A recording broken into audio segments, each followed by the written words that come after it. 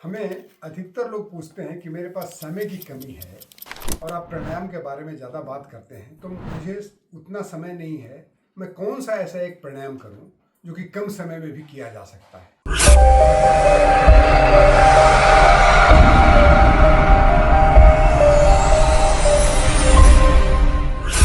हमें अधिकतर लोग पूछते हैं कि मेरे पास समय की कमी है और आप प्राणायाम के बारे में ज़्यादा बात करते हैं, तो मुझे उतना समय नहीं है। मैं कौन सा ऐसा एक प्राणायाम करूं जो कि कम समय में भी किया जा सकता है।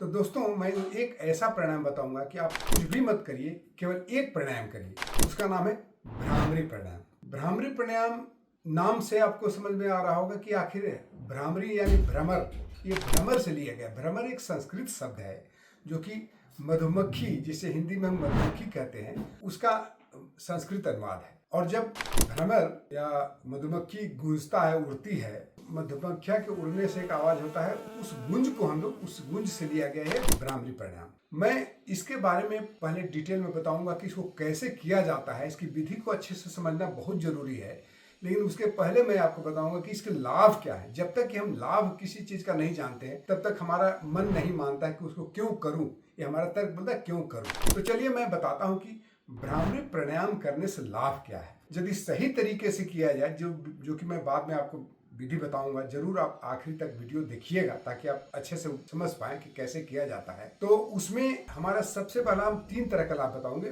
मानसिक, शारीरिक और आध्यात्मिक लाभ।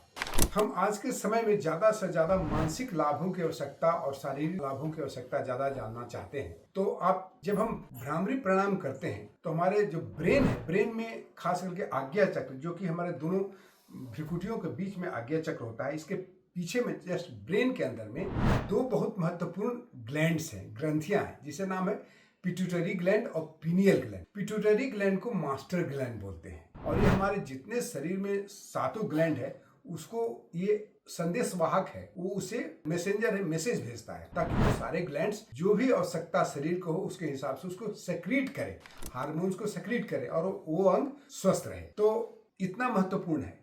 और दूसरा है पीनियल ग्लैंड, जो कि हमारे शरीर में जितने नर्व सिस्टम है उसमें मुख्य रूप से हमारे 2 नर्व सिस्टम होते हैं। एक सिंपैथेटिक नर्व सिस्टम, दूसरा होता है parasympathetic nerve system. Sympathetic nerve system हमारा फाइट एंड फ्लाइट वाला मोड है, उसमें हम स्ट्रेस को ज़्यादा जन्म देते हैं और वो कभी उसको डील करने के लिए हम तरह तरह के हार्मोन निकालता है। लेकिन जो पैरासिम्पैथेटिक नर्व सिस्टम है वो हमारे लिए ज़्यादा महत्वपूर्ण है। वही हमें ज़्यादा रिलैक्स करता है, आपको तनाव से मुक्त करता है, स्ट्रेस से मुक्त करता है, आपको चिंता, भय, दुख और या जो हमारे ओवर थिंकिंग की प्रॉब्लम्स है उसको कम करता है, क्योंकि उसमें हमें क्या है कि रेस्ट एंड डाइजेस्ट। तो एक हार्मोन है जिसका नाम है मेलेटोनिन हार्मोन। ये हमें बॉडी को रिलैक्स करता है, मन को शांत करता है, और साथ साथ में एक आपको सबसे बड़ी एक नर्व है, उसमें हमारा जो ब्रेन से एक नर्व निकलता है जिसे कहते हैं खास करके पैरासिम्पैथेटिक नर्व सिस्टम में, इसका नाम है वेगस नर्व।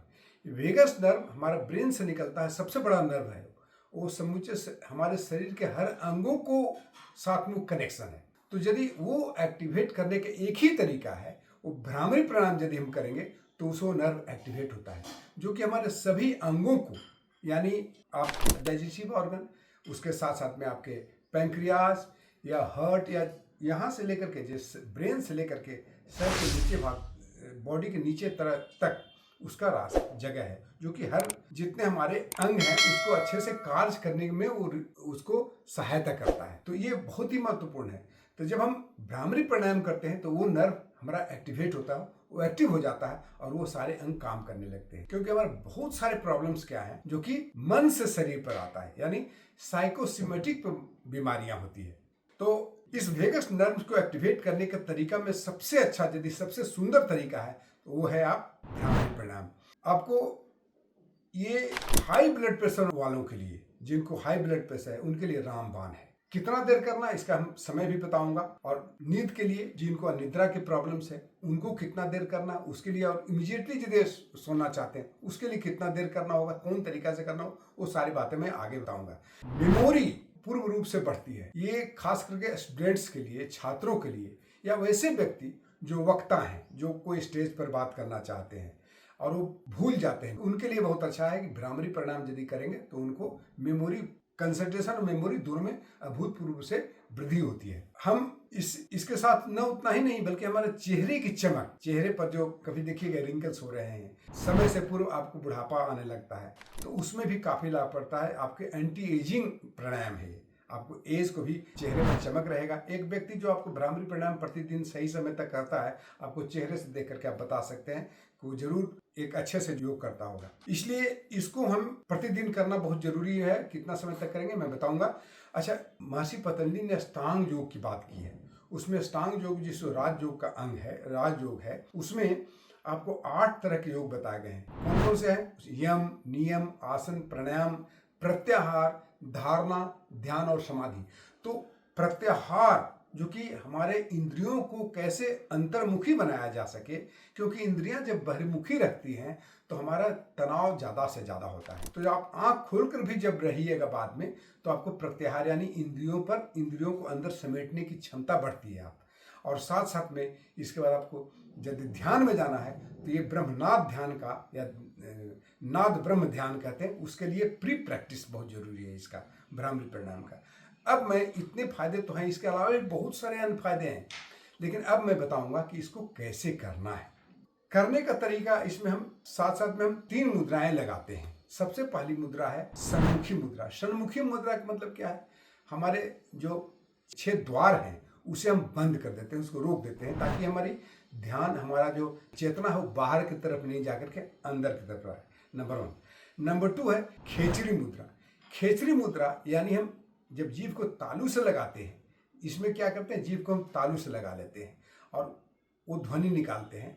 तो हम करेंगे क्या, इसको हम मुंह बंद करके जब करते हैं तो ये स्वयं में आ जाता है। कैसा?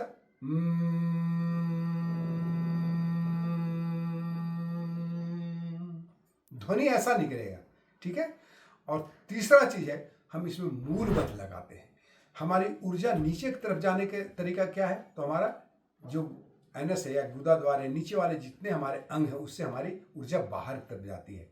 तो हमारे इसमें हम दोनों आँख, दोनों कान, हमारे नासिका छिद्र, हम अपने मुंह को बंद करते हैं यानी जिह्वा को रोक के रखते हैं, अंतर्मुखी बनाते हैं। तो ये और हमारे उपस्थ, ये सारे हमारे अंतर्मुखी बन जाते हैं। इसके कारण आप अंतर्मुखी रहिएगा और बाहरी के डिस्ट्रैक्शन से आप बचे रहिएगा। तो अब मैं आपको दिखाता हूं कि इसको कैसे करना है। कोई भी तरह से बैठ जाए आप, कोई भी ध्यानात्मक आसन में बैठे। ऐसे तो इसको कहा जाता है कि सिद्धासन में बैठे तो बहुत अच्छा है। सिद्धासन में बैठने का तरीका ऐसे है कि इस तरह से ऐसे बैठते हैं, एक पैर को यहाँ ले आते हैं, दूसरे पैर को यहाँ रख देते हैं, ये होता है सिद्धासन।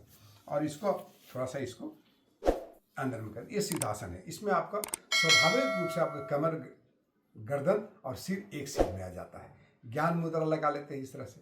और फिर क्या करते हैं कि अपने जो हमारी 5 उंगलियां हैं, इससे हम इस तरह से ऐसे करते हैं। तो सबसे पहले इसको ऊपर में रखते हैं, फिर बाद में हम दिखाएंगे। इसे हम अपनी आँख को धीरे से बंद करते हैं और ये हमारे मिडिल फिंगर से अपने नाक के ऊपर में रखते हैं और रिंग फिंगर को अपर लिप्स पर और स्मॉल फिंगर को लोअर लिप्स पर रखते हैं। और ये हमारी जो दोनों हाथ है, ये दोनों से कान का टिप को बंद करते हैं। हाथ झुकाते नहीं अंदर, हमारे जो ये कैप बाहर में है उसको हम टच करते हैं, उससे हम अपनी कान को बंद करते हैं, ठीक है। तो पहले मैं आपको ये मुद्रा दिखा दिया। अब इसके बाद बताऊंगा कि जीभ को हम तालू में लगाते हैं, खेचरी मुद्रा जिसे हम कहते हैं खेचरी मुद्रा। देखिए, जीभ थोड़ा आप जब भी शुरुआत करिएगा तो थोड़ा कुछ देर के बाद लगेगा कि थकान जीभ में हो गई, तो आप उसको नीचे कर सकते हैं, लेकिन उसको धीरे धीरे करते वो उसकी लंबाई बढ़ती चली जाती है और जीभ आपको पीछे तक चला जाएगा। जहाँ आइसोफेगस और ट्रैकिया है वहाँ तक जाता है, यानी पूरी तरह से आप अंतर्मुखी बन जाते हैं। उसके अन्य फायदे हैं, खेचरी मुद्रा के बहुत सारे अन्य फायदे हैं। पहला फायदा जो इसमें काम आता है वो है कि हमारा वाइब्रेशन मुंह दांत में होगा। नॉर्मल जब भ्रमर का गुंजार करेंगे तो वो सीधे ट्रांसफर हो जाता है आपके मस्तिष्क में कहाँ? जहाँ हमारे पिट्यूटरी ग्लैंड, ब्रेन में जो पिट्यूटरी ग्लैंड और पीनियल ग्लैंड है उसको ये वाइब्रेट करता है, जो कि वो दोनों एक्टिवेट होना शुरू हो जाता है। तो अब हम आपको ये दिखा रहे हैं। तीसरी क्या है कि हमारी जो ऊर्जा नीचे की तरफ बहती है उसको हम गुदा द्वार को संकुचित करके, जब भी हम श्वास लेते हैं उस समय गुदा द्वार को संकुचित कर लेते हैं, और जब भ्रमर का गुंजार जब तक करते रहते हैं तब तक उसको हम रोक के रखते हैं। जितना देर हो सकता है उसको करना है, ठीक है। शुरुआत में हो सकता है आपको बहुत देर तक न खींचनी मुद्रा लगता होगा, ना आप अपने गुदा द्वार को संकुचित करके रख सकते हैं। तो ये दोनों चीज़ आपको ध्यान रखिएगा। तो अब हम आपको करके भी दिखाता हूँ। पहले तो आप जीभ को देखिए, अजीब से निकला, इसको क्या करें, ऐसे पलट देंगे और अपने तालू में लगा लेते हैं। जितना हो सकता है पीछे की तरफ लेके जाना है, ठीक है। उसके बाद हम सम्मुखी मुद्रा लगाते हैं इस तरह से। अब हम श्वास भरेंगे नाक से, नासिका क्षेत्र से श्वास लेना है।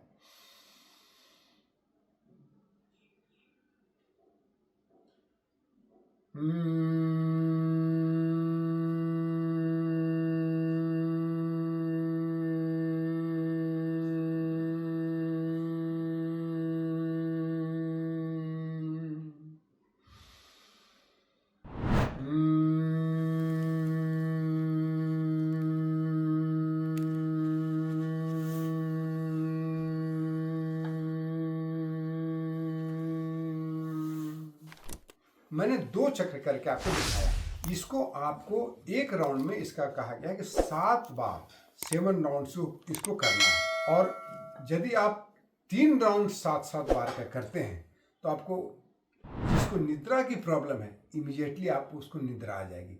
आपको मैं गारंटी के साथ में कहता हूँ कि यदि रात्रि में आप सोने जाते हैं, निद्रा में कहीं दिक्कत होता है, आपको चिंता और या कुछ विचार चलते रहते हैं, यदि आप भ्रामरी प्राणायाम कर लेते हैं मात्र 7 बार तो वो रुक जाते हैं। और यदि आप इस 21 बार करते हैं तो इंस्टेंटली जब ही आप बेड पर जाएंगे आपको निद्रा पूरी तरह से आ जाएगा। तो अनिद्रा वालों के लिए तो ये रामबाण है। तो ये सारे प्रॉब्लम्स आपको इससे दूर होते हैं। विधि भी बता दिया।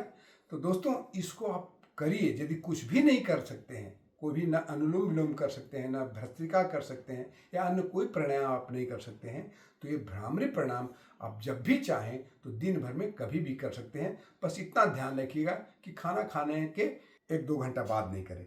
रात्रि में सोने से पहले इसको आप कर सकते हैं, बहुत लाभकारी है। तो दोस्तों, बहुत बहुत धन्यवाद इस वीडियो को देखने के लिए, और हमारे चैनल को सब्सक्राइब जरूर करिएगा और लाइक, शेयर एंड कमेंट करिए। बहुत बहुत धन्यवाद।